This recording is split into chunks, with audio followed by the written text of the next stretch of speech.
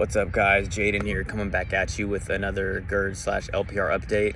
And for this video, I did want to do a short update real quick, but I wanted to mainly talk about something that is really crucial when you're dealing with anything chronic or your health. So I think this video will benefit anybody watching. You might not have GERD or LPR or the same thing I have, but it'll benefit you. It'll benefit you regardless of what you have.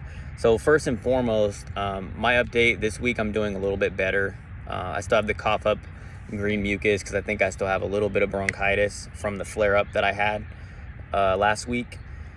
And I still honestly wasn't even done coughing up all kinds of green mucus when the flare up happened again. But yeah, so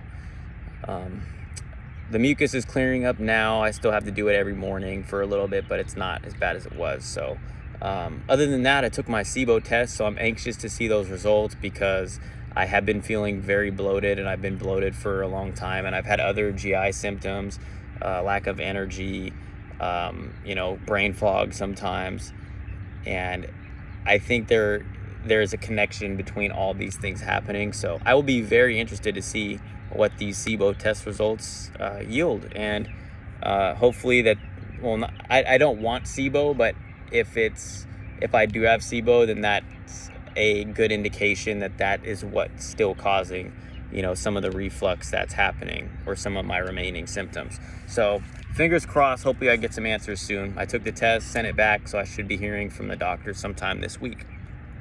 Now for what I wanted to talk about, and this is because I really wanted to hit on this point because I've been dealing with this a lot recently, and I kind of forgot how crucial it is to not only accept what is happening to you if you're going through something chronic, but also make your needs a priority.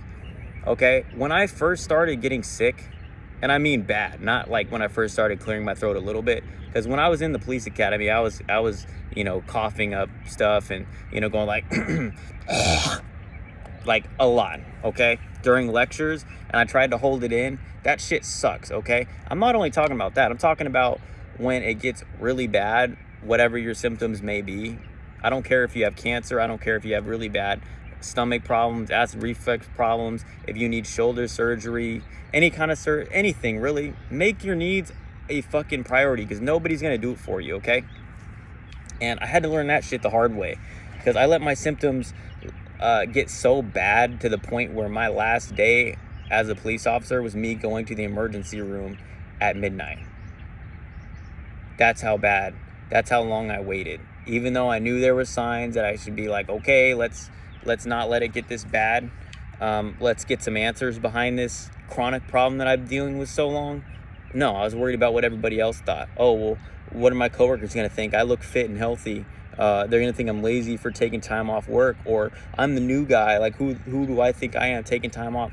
Fuck all that. Seriously, fuck all that. Like, I get angry at myself for having the mindset that I did back then, and because of that, I literally hurt me. It didn't have to get to the point of me getting so bad that I got sent to the ER so many times before I finally took it seriously. Well, I guess before I took it seriously, I only went to the ER one time for it, but it didn't have to get to that point. It should have been like, okay, I'm feeling significantly uncomfortable 70% of the day. Let me take a time out, get squared away. I tried to deal with this the best I could while I was working, but working a 40-hour job plus overtime is not doing it for me right now. I should have did that and took some time away before I, felt obligated to, make myself suffer so I can continue going to work.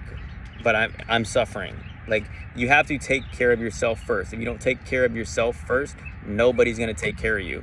And to this day, and I don't mean to go on a little rant, but I think this is key, because I do believe that as it's human nature to not put yourself first a lot of the time. It's human nature to worry a lot about what everybody else thinks and not take care of yourself. But like I just said, if you don't take care of yourself, nobody else will take care of you. And that's just that. So if you need time to get things better, to make things right, definitely take it from me, do that. The only person you're hurting if you're not taking care of yourself right now is you.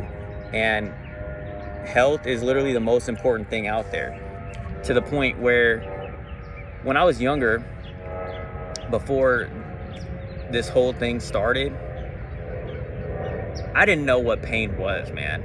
Like, I thought I knew. I was like, oh, like, I was bigger, I was like, oh yeah, that workout hurt. Yeah, I did that. Or, I was into boxing and stuff, like, oh yeah, this is, yeah, I can, overcome anything or whatever. I didn't know what suffering was. Man, dude, like, you take away, in my case, how my diet is or was so limited and still is limited, but not as limited. And after the surgery, not being able to eat any food and just be on a liquid diet, and when you're drinking something, feeling such a sharp pain coming back up, an air bubble coming back up, and I can barely drink water and I'm so thirsty. Like, man, it's rough. It really is. So I bring that up because for me, I had people talking about me behind my back that I worked with, and that's okay. Those people who are talking about you or talking about anything negative going on in your life, they do not matter. And I guarantee you they don't know what pain is because they haven't been through it, so they can't wrap their minds around it. So for me, the people talking about me were mostly all, fat and lazy. That's just the reality of it. Any one of the people that were talking shit about me, I can probably lap like twice in a mile. If we run 4 laps around the track, I'll lap them twice. Maybe that's a little exaggerated, but it's very, very interesting how people like that are the quickest ones to talk. But my point being is that you need to make your needs a priority. And like I said, I really did learn that the hard way. So if this helps anybody, I'm glad it does. I'm really glad it does, because for me, I just think that's one of the most important aspects of self-love and self-care that you can have for yourself. And I'll even go a little bit deeper just to drill home the point a little bit.